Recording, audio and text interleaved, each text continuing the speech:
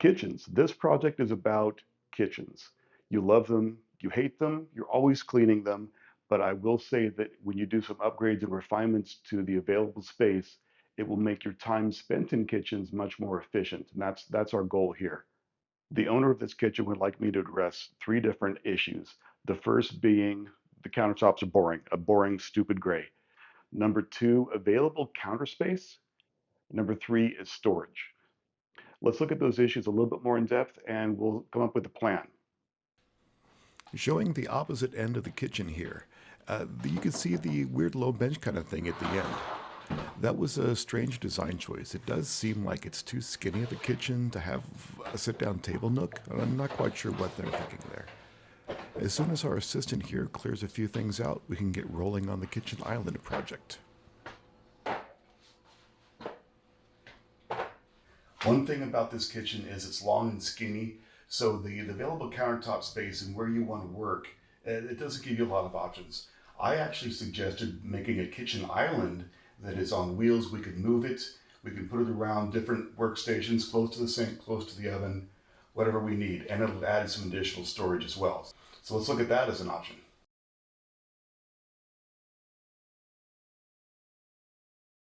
And this is working on the kitchen island, the legs, processing material.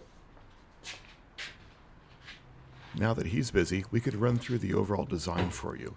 Building a 4-leg island with a good working height, extra storage for drawers, a lower shelf, and the whole thing will roll on casters that can be withdrawn to make a stable working surface. Natural wood top and bottom, white, everything else to match the kitchen. The casters will be hidden below, providing some solid support, and tie everything together with false fronts just under the countertop.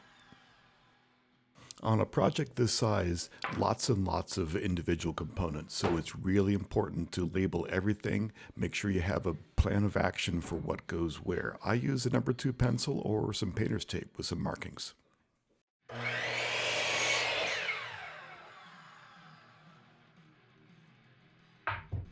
I just wanted to point this out. It's really nice working with wide lumber. Honestly, without paying a ridiculous price, it's difficult to find pieces that are over 7 or 8 inches, and sometimes that is really necessary.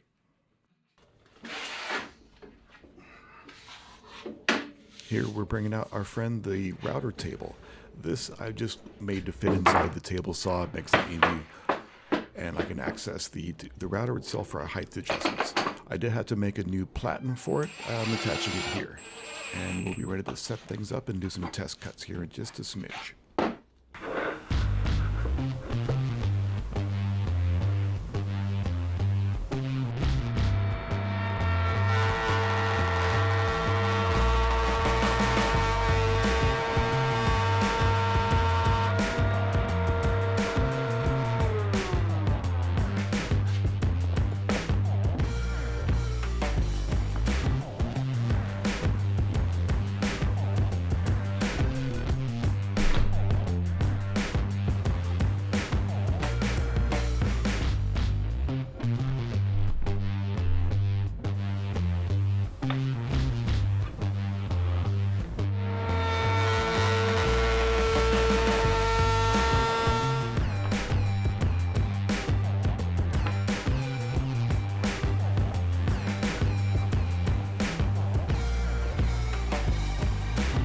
I like it. I think that's good.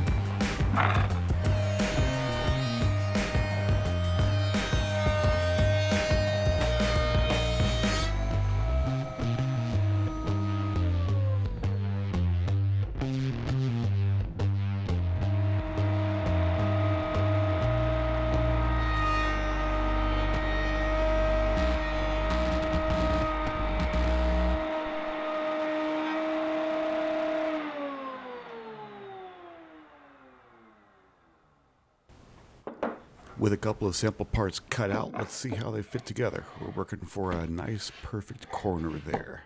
No gap. See how we did? It seems he's happy enough with that joint, so let's start running things en masse and do this production work.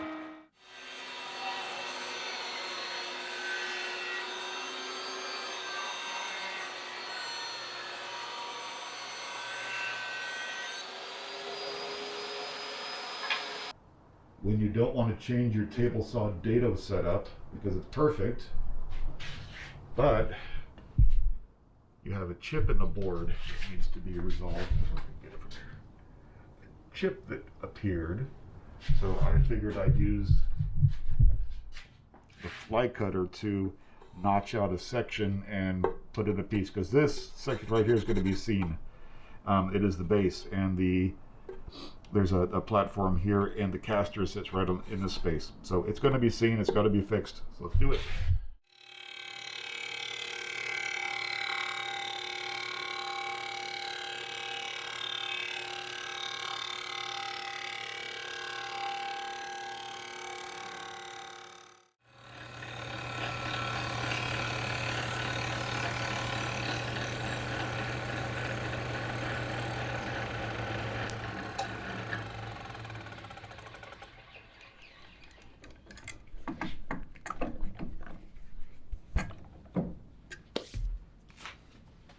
Okay, that worked out nicely.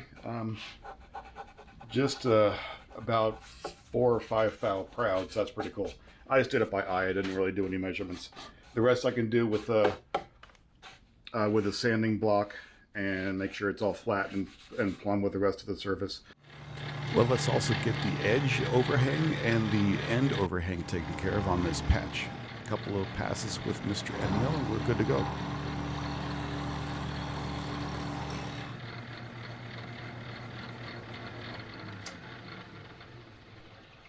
Okay, all of that work just to do this.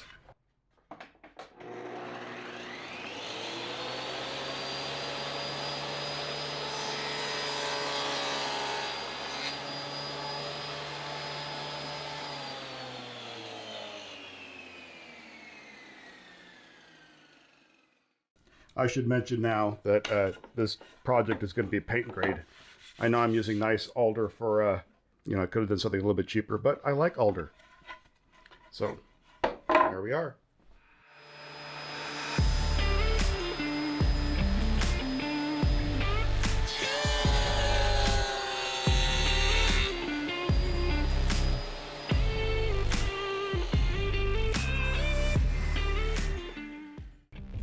Hello there.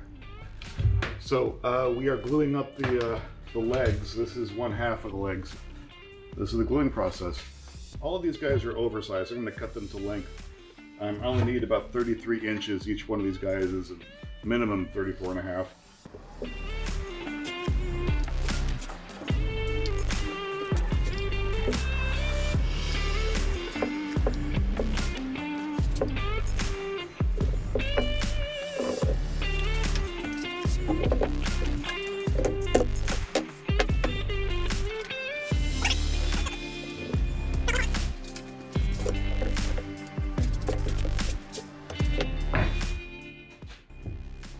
I'm using 1, 2, 3 blocks to keep things square.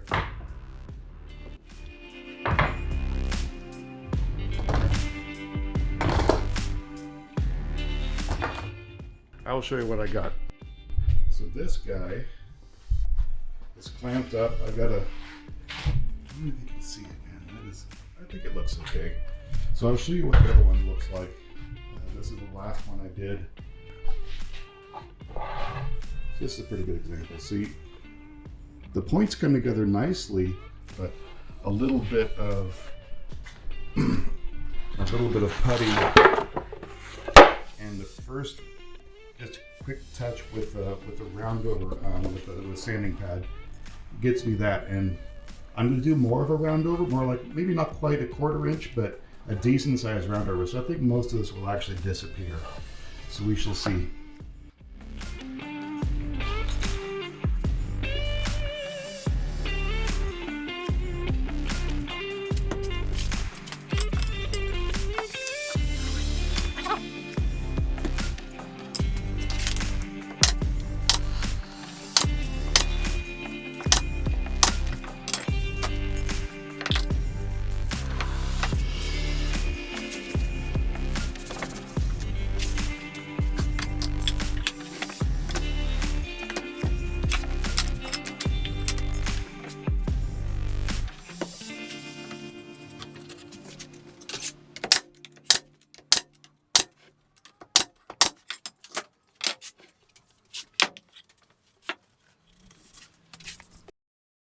This is kind of how it's going to go together. Lower block, this is what the caster is going to be mounted to. This gets glued into this rabbet. And the lower countertop, I don't think the color is going to be. Sneak preview. The countertop is going to sit into this shallow. There we go.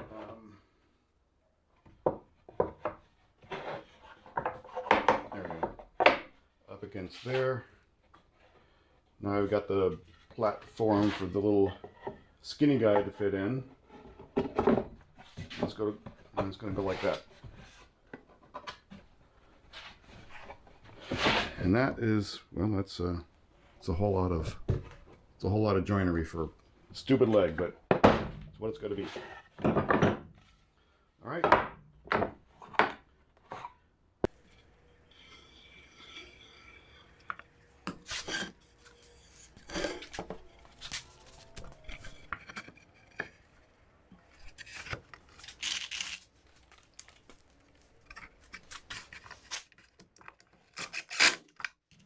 I will say that I've come to enjoy pocket screws. Never really used them back when I was a cabinet maker. So with several companies offering fancy jigs and whatnot, it's an easy solution to bring into your shop. I really enjoy the strength that they provide, and they're quick to set up and to use.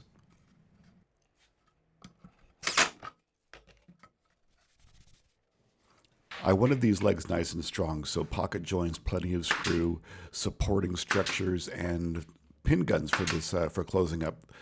This thing is quite a beast. They do need to be cut for length. That's the next step, and we'll continue on. It is a nice day when I get to use the milling machine on a woodworking project. Here I'm putting in a 45-degree chamfer, flat bottom. It kind of mirrors the detail on the existing doors and drawers front.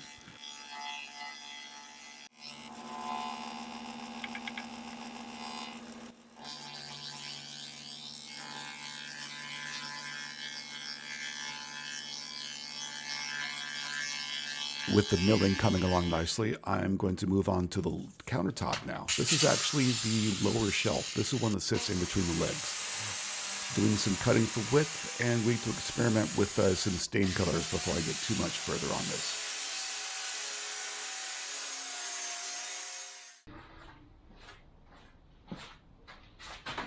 So this one's a little bit interesting. I have been experimenting a little bit with the UV cure finishes. This stuff is the clean armor. I bought this myself. There's no sponsorship on this at all. It's just me, and that's fine. What I like about the concept is that it has no VOCs. Whatever's in the bottle is on the wood. This is the kitchen island project I'm doing. This is the lower shelf, and this is the underside. You can see there's big patches and stuff. The underside of a lower shelf on a kitchen island, totally fine. So it's great to experiment with. The stain is super basic, nothing exciting. It's an oil-based, which I like because it spreads so easy. The water-based finishes, those are fine as well, honestly. But I always find that oil-based blends together. So with water-based, I don't know, it takes a bit more technique. This is the 750 wood sealer, and the top coat is the 757. It's running right over there, just out of camera length. So this is slightly thinner, so it soaks into the wood a bit more, and then the 750 goes over the top of that, curing each layer as you go. But the cool thing is, I'm going to do this in real time. Put this sealer coat on. It does go on very thin, and then I'll hit it with a UV lamp sitting over there, and from what I've seen, it does it in less than 3 minutes. As I understand it, the temperature or humidity doesn't really matter. The only thing that matters is once this stuff sees UV of any source, it starts curing. Good to go. Let's see what happens. All right, so this finish was put on yesterday, so it is fully dry, cured, everything, and relatively dust-free. Close enough.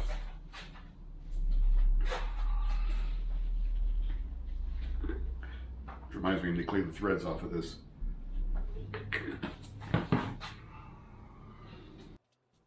Speaking of real time, you get to see me actually do such a large surface area project with the UV coat for the first time. I wasn't quite sure. The fellows at the shop decided that where I bought this, they suggested the microfiber cloth backed up with some applicator pads. That did get it nice and smooth, but it was way too linty. You know what worked best for me? It was those cheapy foam brushes, not the roller type. I did try that. Just regular old cheapy foam brushes. You get to see me employ that quite a bit over the next few coats because I kind of think I gave up after this first couple tries.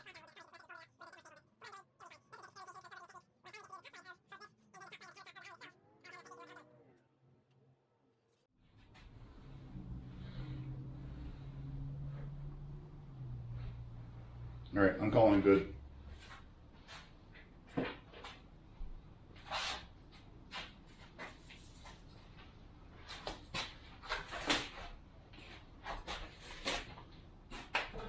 Make sure this is closed up and put away.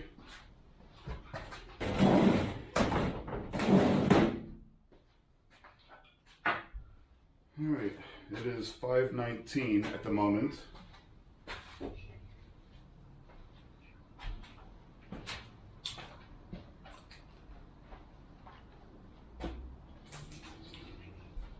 And this is the light. This is the one that you get from the My Cutter wood store. It's freaking expensive, but it does the job properly. It is low power UV, and I don't remember the specs off the top of my head. The cheap UV lights in the, what is it, 385 nanometer, 395 nanometer range. I don't know exactly. They are high power, and that will boil the finish. And I actually was doing some experiments with this, and I had this way too close, and I can see the finish bubbling up. You don't want to do that. It's suggesting suggesting to be a foot away, and that's what I'm seeing. So here we go. Light is on. It is really. Oh, I will, before I do this,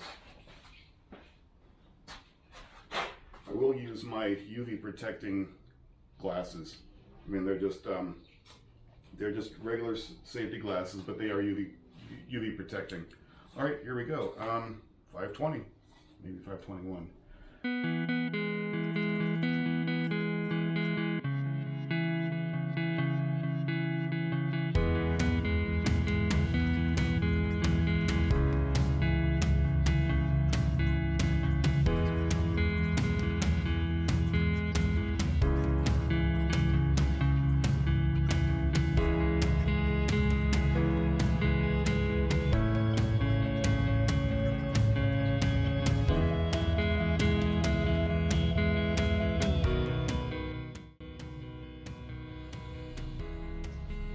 I think we're good. And a little bit more over here. And that's pretty much it. I'm going to go a little bit more just because I like to make sure it's 100% all the way through. It's good to go. It is good to go. So that is another game changer with this stuff. I started this at, I don't know, a little after 5 p.m. here. Starting with raw wood that was stained, the stain was dried, and top the first seal coat, already done. I am ready to sand.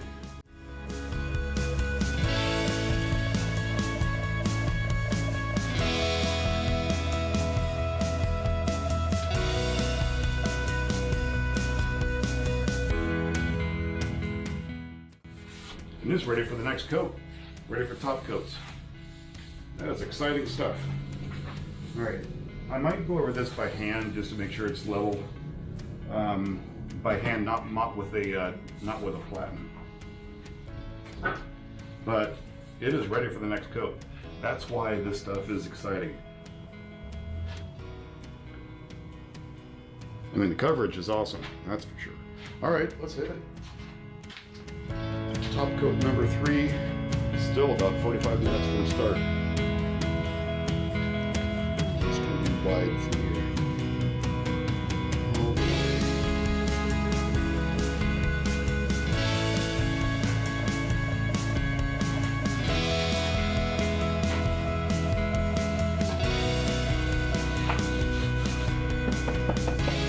Totally cured. This is where we shall be ending this particular video. The next one out in a week will be the island assembly, then making the drawers and door fronts. then finally rolling the completed unit into place so we can start using it. Thank you so much for viewing. You are a big help and we enjoy you staying with the channel. Have a good one.